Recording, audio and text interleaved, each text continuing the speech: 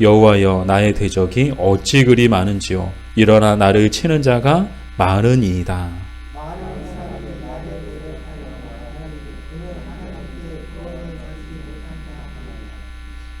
여호와여 주는 나의 방패시요 나의 영광이시요 나의 머리를 드시는 자이시니이다.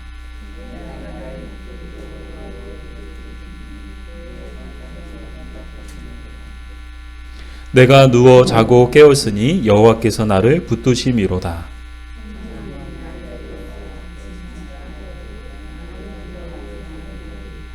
여호와여 일어나소서 나의 하나님이여 나를 구원하소서. 주께서 나의 모든 원수의 뺨을 치시며 악인의 일을 꺾으셨나이다.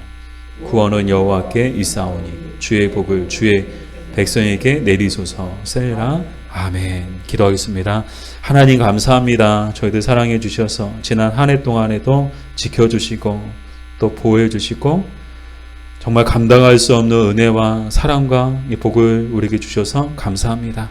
오늘도 이 감사한 마음 가지고 하나님의 앞에 또 말씀 앞에 나아갑니다. 오늘도 말씀을 통하여 우리 모두에게 하나님의 음성을 들려 주시옵소서. 예수님의 이름으로 기도드립니다. 아멘. 우리 시편 3편은 다윗의 시입니다. 다윗은 우리가 잘 알고 있는 것처럼 왕이었지만 또한 시인이었어요. 그래서 얼마나 많은 시를 졌는가. 우리 시편이 총 150편으로 되어 있는데 그 중에 반을 다윗이 지었어요. 이 공식적으로 확인된 것만 해도 70편이 넘어요. 그래서 시편의 반 이상을 다윗이 지을 정도로 다윗은 또한 위대한 시인이었는데요. 다윗을 생각해 보면 정말 이스라엘 역사 가운데서 가장 위대한 인물이지 않았나라는 생각을 하게 되는데요. 그가 얼마나 위대한 인물이었는지는 오늘날 이스라엘 국기만 봐도 알 수 있다고 말씀을 드렸어요. 여러분 이스라엘 국기가 요즘에 뉴스에 참 많이 나오죠. 팔레스타인과 이스라엘 전쟁을 치르면서 이스라엘 국기가 참 이제 우리 화면에 방송 화면에 많이 나오기 때문에 아마 저것만 봐도 이스라엘이 국기인 것을 우리가 알 수 있는데 이스라엘 국기의 가장 큰 특징이 뭔가 하면 가운데 뭐가 있어요? 별. 뭐가 있어요? 별이 있어요. 큰 별이 하나가 있어요. 그래서 이 별을 뭐라고 말하는가? 다윗의 별 혹은 다윗의 방패라고 말을 해요. 그럼 왜 이 별을 다윗의 별, 다윗의 방패라고 하는가? 정말 다윗 왕이 하나님의 보호를 받은 위대한 지도자였다는 것은 좀 정말 이스라엘 사람들이라면 누구나 아는 모르면 간첩일 정도로 다윗은 누구냐? 정말 하나님의 보호하심을 받은 위대한 지도자였다. 그래서 이스라엘 국기 가운데 다윗의 별을 그려놓은 이유가 뭔가 하면 다윗의 하나님은 우리의 하나님이시고 그래서 다윗을 보호하신 하나님은 우리를 보호하시는 하나님이시다. 그래서 하나님이 우리 민족을 지키시고 우리 민족을 보호해 주신다. 그런 상징적인 의미로 이 다윗의 이 별이 국기 한가운데 그려져 있다는 거예요. 그만큼 이스라엘과 다윗은 떼내야 뗄 수 없는 그런 관계인데요. 마치 오늘날 몽골의 징기스칸과도 같은 존재이지 않았을까라는 생각을 하게 되었는데요. 여러분 징기스칸 그가 언제적 사람인지 아세요? 1227년에 사망한 몽골 제국을 일으킨 그런 몽골의 위대한 지도자죠. 근데 그가 죽은 지 1000년이 다 돼 가도록 지금도 몽골에 가면 여전히 마치 이제 징기스칸이 살아있는 것처럼 정말 어느 곳에 가든지 다 어디에 가든 다 칸칸칸이에요. 징기스칸을 상징하는 그림이나 그런 상징물들이 아주 많이 있는데요. 몽골에 가면요. 최근에는 대몽골 제국 800주년을 기념해 수도 울란바토르 외곽에 거대한 기마상 하나를 제작을 했대요. 그 크기가 어느 정도인가 하면 높이만 40m. 노이라지도 않아요. 높이만 40m, 무게만 250톤이래요. 이 세계에서 가장 큰 기마상을 만들었대요. 자, 그 기마상 주인공이 누굴까요? 주인공도 역시 징기스칸. 그래서 몽골에 가면 여러분 보실 수 있대요. 그만큼 몽골에서 가장 위대한 인물이 누구예요? 징기스칸.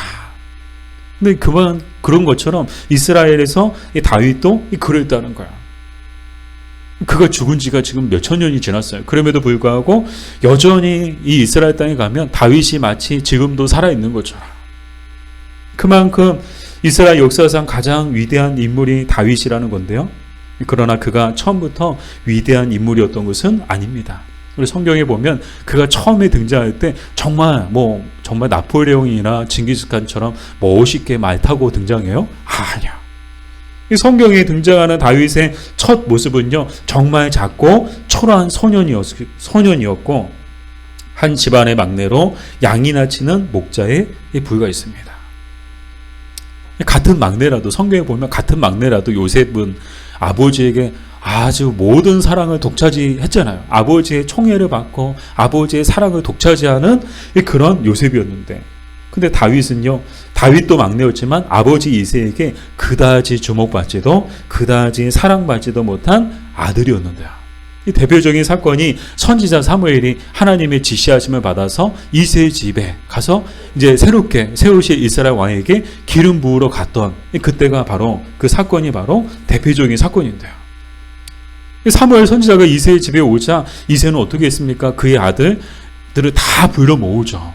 그 불러 모아서 그 아들 7을 순서대로 도요를 시킵니다. 근데 이 자리에 다윗이 있었을까요? 없었어요. 다윗은 부르지도 않았어요. 그만큼 존재감 제로였던 거야. 사무엘은 첫째 엘리압을 보자마자 첫눈에 반하게 되죠. 그 이새의 7 아들, 총 8아들인데 그 총 8아들 중에서 지금 그 자리에 모여있는 아들은 몇 명이에요? 7 아들이잖아. 7명은 순서대로 보는데 첫 번째 보자마자, 큰 아들을 보자마자 한눈에 반한 거야. 막 그 용모와 키가요, 장동건 BTS도 울고 갈 정도로 훌륭했던 거야. 그러나 하나님께서는 뭐라고 하세요? 아니다. 사무엘은 딱 보자마자 이 사람이구나. 이 사람이 하나님이 택하신 자라구나. 이제 하나님이 세우신 이스라엘 왕이구나. 그러나 하나님은 아니라는 거야. 그건 둘째, 아니다. 셋째, 아니다. 이 마지막 7제까지 다 봤는데 하나님이 다 하나같이 아니라고 하시는 거야. 그러면서 하신 말씀이 뭐죠? 그의 용모와 키를 보지 말고, 우리 사무엘상 16장 7절 말씀, 우리 사무엘상 16장 7절 말씀을 같이 읽어볼게요. 사람은 외모를 보거니와 나 여호와는 중심을 보느니라 하시더라. 아멘. 사람들은 외모를 봐요. 사람들은 겉모습을 봐요. 그러나 하나님은 무엇을 보신다고요? 중심을 보신다는 거예요. 그 사람의 마음을 보신다는 거예요. 사랑하는 여러분, 하나님은 지금도 우리의 중심을 보고 계시는 줄 믿습니다. 어떤 아무리 좋은 옷을 빼입고 와서 앉아있다 할지라도 사람들은 겉모습을 봐요. 아이고, 이렇게. 그 사람들은 겉모습에 반하죠. 그러나 하나님은 겉모습에 반하지 않으시고 우리의 중심에, 우리의 마음에 반하시는 하나님이신 줄 믿습니다. 자, 이상한 거예요. 다 봤는데 아들들 7명이나 있는데 다 봤는데 하나님이 하나같이 아니라고 하시는 거예요. 그래서 이상하다. 그러면서 이제 혹시 아들이 더 있냐고 이색이 물어보죠. 그랬더니 그제서야 하나가 더 있다고. 막내가 있는데 지금 저기서 양치고 있다고. 빨리 불어오라고. 어서 불어오라고. 그래서 보자마자 사무엘이 다윗을 보자마자 하나님께서 뭐라고 하세요? 얘다. 그리고 일어나 기름을 부으라 라고 말씀하십니다. 그리고 이 자리에서 다윗은 기름 부음을 받게 되죠. 여러분 생각해 보세요. 다윗은 형들처럼 용모와 키가 훌륭하지 않았고요. 정말 작고 초라한 소년이었고 양이나 치는 어린 목동에 불과했습니다. 그런 다윗이 이스라엘의 왕이 될 것이라고는 이새의 집안 사람들도 몰랐고 심지어 하나님의 선지자인 사무엘도 몰랐던 거예요. 오직 하나님만이 아셨습니다. 사랑하는 여러분, 저는 오늘 이 말씀을 묵상하면서 막 소망이 생기는 거야. 막 위로가 되는 거야. 왜 그런가 하면요, 우리 자녀들도 그럴 것이기 때문입니다. 우리 부모의 눈에 자녀들 어때요? 아무리 컸어도요, 부모가 볼 때 부모의 눈에는요, 장가가고 애 낳고 살아도 부모가 그 자식을 볼 때는요, 영원히 어린아이 같다고 그렇게 이야기들을 많이 하시는데, 여러분 정말 그렇지 않나요? 여러분의 자녀가 장성했지만 결혼도 하고 애 낳고 살고 있지만 부모의 눈에 그 자식이 이제 다 컸구나, 이제 사람 됐구나. 아니요. 언제 사람 되나? 언제 철드나? 여전히 어린아이 같은 그런 모습이지 않나요? 비록 우리의 눈에 비록 어리고 철없어 보이고 언제 어른이 되고 언제 사람이 되며 앞으로 무엇을 할 수 있을까 싶어도 인생을 끝까지 두고 봐야 알 수 있습니다. 우리 자녀들이 장차 다윗처럼 위대한 인물이 될지 누가 알까요? 우리는 뭐라도 이 하나님은 아십니다. 하나님께서 우리의 자녀들의 인생을 반드시 책임져 주실 줄 믿습니다. 또한 사랑하는 여러분, 우리의 인생도 그럴 줄 믿습니다. 비록 지금 우리의 모습이 작고 초라해 보이며 내일에 대한 두려움과 걱정으로 가득해도 여러분 너무 낙심하거나 주눅들지 마십시오. 인생은 끝까지 두고 봐야 알 수 있습니다. 우리는 몰라도, 우리 앞길을 몰라도 하나님은 우리의 앞길을 아시는 줄 믿습니다. 저는 그래요. 정말 한 치 앞도 모르잖아요. 인생은 한 치 앞도 모르는 거잖아요. 근데 분명한 사실 한 가지가 있는데 그건 뭔가 하면요, 정말 확실히 아는 사실 한 가지가 있는데 그게 뭔가 하면 어제도 우리와 함께 하셨던 하나님은 오늘도 우리와 함께 하고 계시며 내일도 모레도 우리와 함께 하실 것이라는 사실입니다. 이건 분명한 사실이더라고요. 우리 인생은 한 치 앞도 몰라요. 뭐 내가 내일을 어떻게 알겠어요? 내년에 저의 모습이 어떨지, 뭐 10년 뒤, 20년 뒤 저의 모습이 어떨지 어떻게 알겠어요? 한 치 앞도 몰라요. 그러나 분명한 사실, 하나님이 항상 함께 하신다는 것. 그러므로 우리를 향한 큰 그림을 갖고 계신 하나님을 기대하며 다윗처럼 주어진 삶의 자리에서 묵묵히 최선을 다하며 사는 우리가 됩시다. 자, 또한 다윗의 위대함 뒤에는 말로 다 할 수 없는 어려움도 많았고 정말 감당하기 힘든 순간들도 많았는데요. 오늘 본문에 나오는 내용이 바로 대표적인 사건입니다. 우리 1절 말씀을 다시 한번 읽어볼게요. 1절, 여호와여 나의 대적이 어찌 그리 많은지요. 일어나 나를 치는 자가 많으니이다. 자, 지금 다윗은 어떤 상황이에요? 쫓기고 있는 상황이에요. 근데 뭐 한 명에게 쫓기고 있어요? 아니요. 엄청난 수의 대적들에게 지금 쫓기고 있는 거예요. 그래서 다윗이 나의 대적이 이렇게 많습니까? 어찌 이렇게 많나요? 나를 치는 자가 많으니이다. 근데 여기서 말하고 있는 대적, 그 대적의 대표적인 인물이 누군가 하면 바로 압살롬인데요. 여러분, 압살롬이 누굴까요? 압살롬은 이스라엘의 영원한 대적, 이 블레셋의 왕 이름일까요? 아니면 골리앗과 같은 장수일까요? 아니요. 압살롬이 누군가 하면 바로 다윗의 셋째 아들입니다. 지금 상황이 어떤 거예요? 아들에게 지금 쫓기고 있는 거예요. 이 압살롬이 반란을 일으켜서 아버지를 제거하고 자신이 왕이 되려고 하는 이 상황인 거예요. 다른 사람들도 아닌 아들이 어떻게 아버지 등에 칼을 꽂을 수 있나요? 그런데 더 심각했던 건 뭔가 하면요, 당시 이 정치적인 상황, 그 여론이 지금 다 누구 편인가 하면 다 압살롬 편이었던 거야. 그 당시에 가장 영향력 있던 정치적 고문이었던 아히도벨을 비롯하여 모든 여론이 압살롬 편이었습니다. 누구 하나 다윗 편을 드는 사람이 없는 거야. 누구 하나 다윗을 지지하는 사람이 없는 거야. 다 압살롬 편이 됐는데요.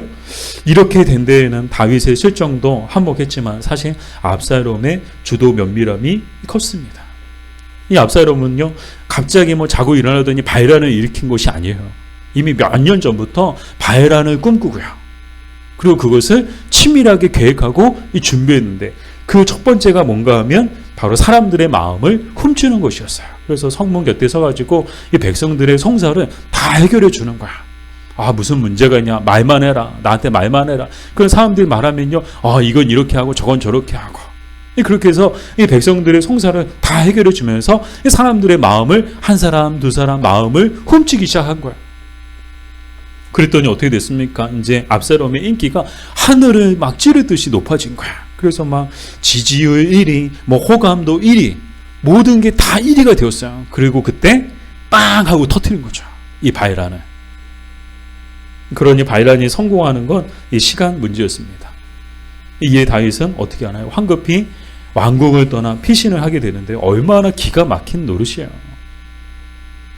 아들에게 쫓기는 다윗의 마음은 비통함으로 가득했습니다. 그래서 시편 3편을 뭐라고 얘기하는가? 이 시편의 분류 중에서 비탄시라고 해요. 다윗이 비탄하면서 이 다윗이 비탄하는 내용이다. 그래서 이 시편 3편을 비탄시라고 하는데, 그런데 이 다윗을 괴롭게 하는 것은 한 가지가 또 있었어요. 더욱 그를 괴롭게 한 것이 있었는데 그게 뭔가 우리 2절이죠. 우리 2절 말씀을 같이 읽어볼게요.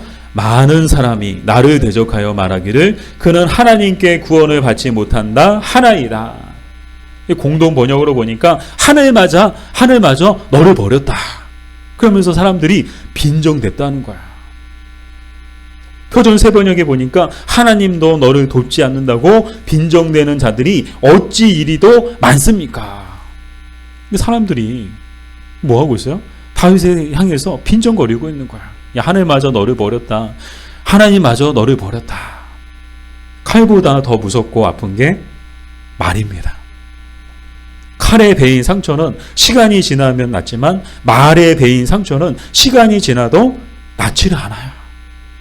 누구보다도 우리가 잘 알고 있잖아요. 뭐 이렇게 다치고 뭐 칼에 베이고 뭐 어디 찌르고 그런 거는요, 시간 지나면 다 나요. 근데 말로 베인 상처는요, 낫지를 않아요. 잊혀지지가 않아요.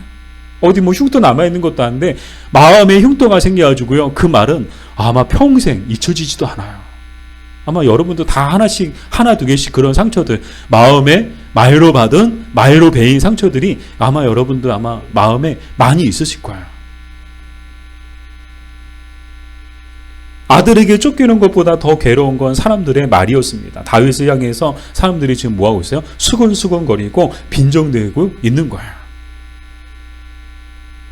다른 사람도 아니고요, 왕이 자기 아들에게 쫓기고 있으니 얼마나 많은 사람들의 가십거리가 되었겠어요.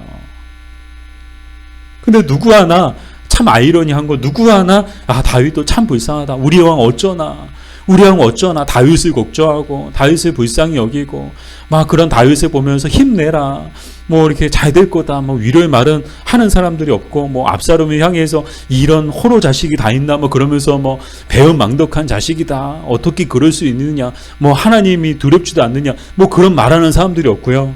다 하나같이 다윗을 향해서 하늘도 버렸고 하나님도 너를 버렸다. 지금 다윗의 가슴을 후벼 파고 있는 거야.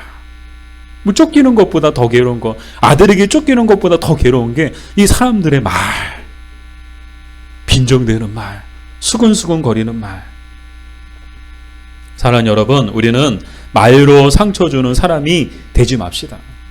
잘 알지도 못하면서 함부로 말하고 험담하고 비난하며 수근수근거리고 빈정대는 것은 그리스도인들에게 어울리지 않습니다. 일전에도 말씀을 드렸지만 그런 자리에는 뭐라고요? 함께 있으시라고요? 아니요. 함께 있지 말고 조용히 자리를 떠나시라고 말씀을 드렸습니다. 혹 교회 다닌다는 사람들이, 그것도 집사, 권사, 목사라는 사람이 혹 그러고 있으면 여러분 머리털을 뽑아버리세요. 머리털을. 내 이놈! 하면서.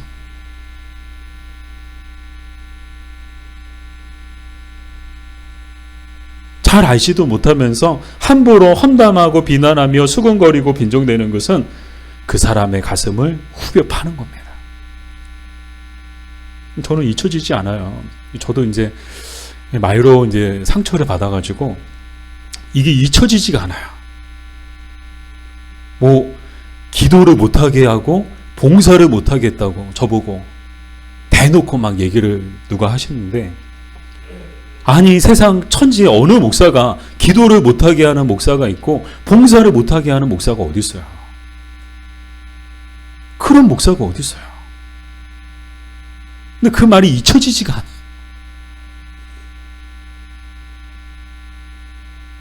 그때 머리털을 뽑아버렸어야 되는데. 여러분 그냥 웃자고 말씀드린 거예요. 예수님께서는 이런 자들을 향해서 차라리 연자맷돌을 목에 달아서 깊은 바다에 빠뜨리는 것이 낫다고 하셨습니다. 그러므로 그리스도인들은 절대 그런 대화나 무리에 끼지 않아야 합니다. 우리 주위에 다윗처럼 누군가에게 쫓기며 괴로움과 슬픔 가운데 있는 사람들에게 사랑에서 나오는 따뜻한 위로의 말을 해줄 수 있는 우리가 됩시다. 이렇듯 다윗은 몸도 마음도 참 괴로웠습니다. 그러나 다윗은 다윗이었습니다. 다윗의 위대함이 바로 여기서 빛나는데요. 우리 3절 말씀 같이 읽겠습니다. 여호와여, 주는 나의 방패시요 나의 영광이시요 나의 머리를 드시는 자이시니이다. 아멘. 자, 근데 여기 참 우리가 개혁 개정을 보고 있는데, 이제 가끔 이제 말씀 준비하기 위해서 성경을 살펴보다가 아쉬울 때가 있어요. 개혁 개정이 조금 아쉬워요. 우리 공동 번역이나 표준 새 번역에 보면 바로 앞에 뭐가 나오는가 하면, 그러나 주님은 나의 방패시오. 우리 보고 있는 성경에는 그게 없어요. 그러나 주님이 없어요. 그냥 여호와여 주는 나의 방패시오, 나의 영광이시오. 그러나 공동 번역, 표준 새 번역, 심지어 NIV 성경에도 but 그러나 주님. 이 말이 무슨 말이에요? 앞에 이제 1절, 2절과 계속 이어지는 말씀이죠. 대적들이 죽이려고 수많은 대적들이 막 아버지 죽이겠다고 쫓아오고 있고요. 사람들은요, 하나님마저 너를 버렸다, 하늘도 너를 버렸다, 막 그렇게 말로 이 마음을 괴롭게 하고, 참 괴로운 상황이지만 그럼에도 불구하고 다윗은 주님을 향한 흔들리지 않는 믿음을 가지고 있었다는 거예요. 이 다윗의 위대한 신앙 고백이 3절부터 나오는 거야. 막 1절, 2절만 봐도 참 다윗이, 우리는 다윗 편이니까 다윗이 참 불쌍해요. 정말 불쌍하지 않나요? 아들한테 쫓기고 있어요. 사람들이요, 막 다윗을 향해서 막 하나님도 너를 버렸다고 막 상처를 주고 있어요. 근데 3절부터 보니까 다윗의 위대한 신앙 고백. 야, 역시 다윗은 다윗이구나. 4절과 5절에 보면 여호와께서 나의 울부짖음을 들으시고 응답해 주신다고 고백하고 있죠. 그리고 자나깨나 여호와께서 나를 붙드신다고 고백을 하고 있습니다. 그러므로 천만 대군이, 이 천만인이란 천만 대군을 말하는데, 천만 대군이 나를 둘러싸도 나는 두렵지 않다는 것. 그 믿음의 고백을 지금 다윗이 하고 있는 거예요. 사랑하는 여러분, 우리에게도 이런 믿음이 있기를 바랍니다. 다윗의 하나님은 우리의 하나님이십니다. 다윗의 부르짖음을 들으시는 하나님은 우리의 부르짖음도 들으시는 줄 믿습니다. 다윗을 자나깨나 붙드신 하나님은 우리도 자나깨나 붙들어 주시는 줄 믿습니다. 천만 대군이 우리를 둘러싸고 있어도 하나님이 우리와 함께 하시는 한 우리는 안전한 줄로 믿습니다. 이 마지막으로 다윗은 이렇게 고백을 하고 있죠. 우리 7절 말씀을 같이 읽을게요. 7절. 여호와여 일어나소서, 나의 하나님이여 나를 구원하소서. 주께서 나의 모든 원수의 뺨을 치시며 악인의 일을 꺾으셨나이다. 아멘. 천만 대군이 둘러싸고 있어도 두렵지 않은 이유가 뭐라고요? 바로 하나님께서 그들의 뺨을 치시며 그들의 일을 꺾으실 것이기 때문이다 라는 거예요. 근데 이 믿음의 고백은 그냥 나온 고백이 아니에요. 삶에서 나온 고백이에요. 다윗의 삶을 되돌아볼 때 다윗이 깨달은 것, 그게 뭐예요? 와, 천만인이 막 나를, 아무리 많은 내적들이 나를 막 둘러싸고 죽이려고 해도 나는 두렵지 않다는 거예요. 왜요? 하나님이 나와 함께 하시고 하나님이 지켜주시고 그 수많은 대적들의 뺨을 때리시고 그들의 일을 꺾으실 것이기 때문에. 누구보다도 이것을 다윗이 경험했거든요. 골리앗 앞에 섰을 때도 다윗은 두렵지 않았어요. 아니, 여러분 생각해 보세요. 이스라엘의 그 수많은 군대가 이 블레셋, 이 골리앗 앞에 나가는 사람 하나 없는 거야. 사울 왕조차도요, 감히 나갈 용기가 없었던 거야. 근데 누가 나왔어요? 형들한테 도시락 전해주러. 형들, 그 뭐라고 했죠? 우리 군대에 간, 이렇게 면회하러 간 이 다윗이, 그 막내, 그 집안에 양이나 치는 그 작고 어린 그 소년에 불과했던 다윗이 형들 면회하러 갔다가, 군대 면회하러 갔다가 전쟁터 한가운데 나가서 싸우고 있는 거랑 똑같은 거야. 근데 두려워하지 않았어요. 그래서 다윗은 다윗이었던 거야. 이미 양을 칠 때부터 수많은 맹수들과 싸워서 다윗은 이긴 그런 다윗이었어요. 그러니까 작다고 무시하면 안 되는 거예요, 여러분. 어리다고 무시하면 돼요, 안 돼요? 안 돼요. 작다고 무시하면 돼요, 안 돼요? 안 돼요. 여러분, 우리 주변에 혹시 이제 작다고 막 무시하고 막 없다고 무시하고 막 그런 사람들, 여러분 신경 쓰지 마세요. 그런 말에 여러분 상처받지 마세요. 하나님이 그들의 뺨을 때리시고 그들의 일을 다 꺾어 놓으실 거예요. 이 다윗의 이런 고백, 이 사랑하는 여러분, 우리도 그러할 것입니다. 우리를 괴롭히는 사람들이 아무리 크고 강하고 아무리 많아도 하나님께서 그들의 뺨을 치시고 그들의 일을 꺾으실 것입니다. 사람들이 우리를 해하려고 쫓아오고 우리에 대하여 험담하고 수근수근거리고 빈정대고 그래서 우리의 몸과 마음을 괴롭게 하더라도 여러분 참고 견디십시오. 대신에 하나님께 맡기십시오. 그리고 하나님을 신뢰하십시오. 그러면 하나님께서 단번에 그것들을 제압하시고 모든 것을 갚아 주실 것입니다. 하나님이 참교육시켜 주실 거예요. 가끔 이제 유튜브로 참교육 이렇게 동영상 같은 거 올라오는 거 보는데 저 개인적으로 이제 마동석 영화 배우 되게 좋아하거든요. 와, 덩치가요 막 고일락 같아요.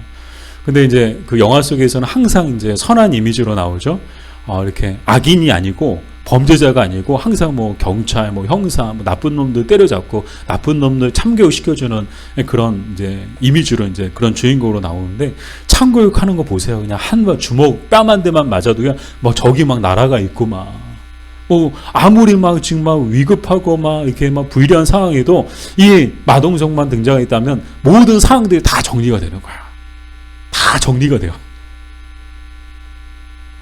사랑하는 여러분, 하물며 하나님께서 나서시면 어떨까요? 하나님이 뺨을 때리시면 흔적도 없이 사라지고 말 것이며 하나님이 이를 꺾으시면 이빨 하나 남아있지 못할 것입니다.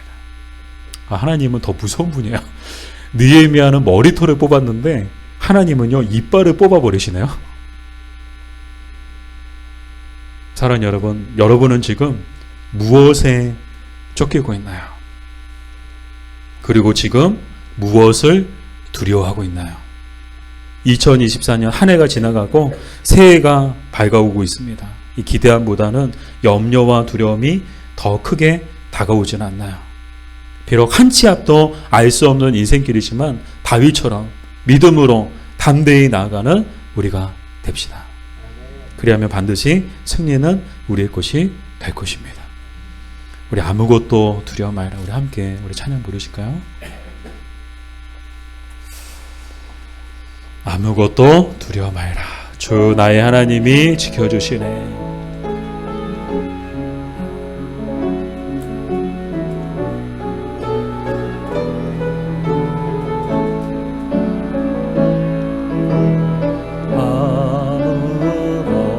아무것도 두려워 말라.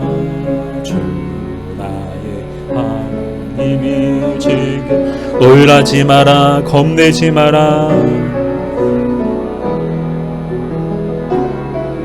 주님 나를 지켜주시네.